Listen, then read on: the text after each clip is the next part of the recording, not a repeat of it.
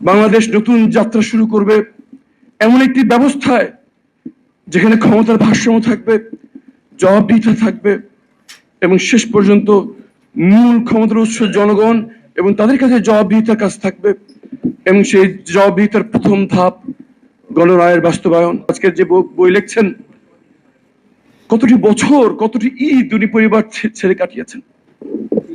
আজকে আমরা দ্বিতীয়বার স্বাধীন হয়েছে, আর একবার গণতান্ত্রিক অধিকার প্রয়োগ করতে পারছি। কাদের আত্মদানে, কাদের চোখ হারানো, পা হারানো, জীবনের স্বপ্ন হারানোর বিনিময় তাদেরকে আমরা কতটুকু মনে রাখতে পারছি। আমার সৌভাগ্য ছিল মাননীয় বিরোধী দলীয় নেতার সাথে যুদ্ধ, জুলাই বিপ্লবে আহত জুলাই যোদ্ধাদের দেখতে যেতে থাইল্যান্ডে। কারো গলা থেকে নিচ পর্যন্ত অবশ, কারো পেটে যন্ত্র লাগানো, যন্ত্র ছাড়া তিনি মল ত্যাগ করতে পারেন না।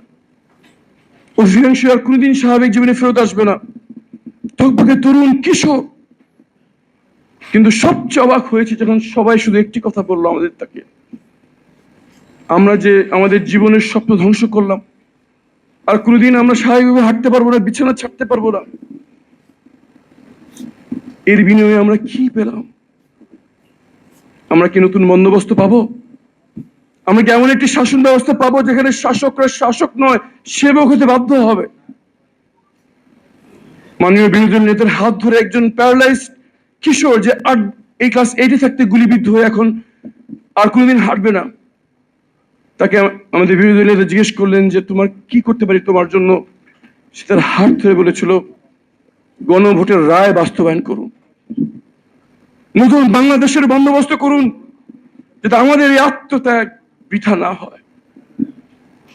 মাননীয় মন্ত্রী এখানে উপস্থিত আছেন, আপনাদের মধ্যে সারা দেশবাসী এবং সারা বিশ্বে অবস্থানত প্রবাসী থেকে বলতে চাই,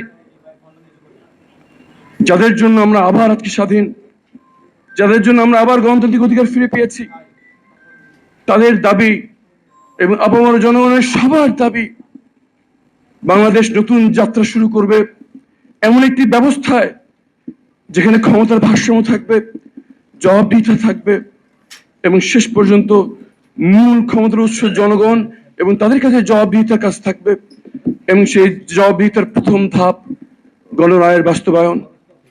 আসুন তাদের প্রতি ঋণ আমরা শোধ করি, সবাই মিলে নতুন বাংলাদেশ গড়ার প্রথম ধাপ গণরায়কে বাস্তবায়ন করে সবাই মিলে গড়ি নতুন বাংলাদেশ।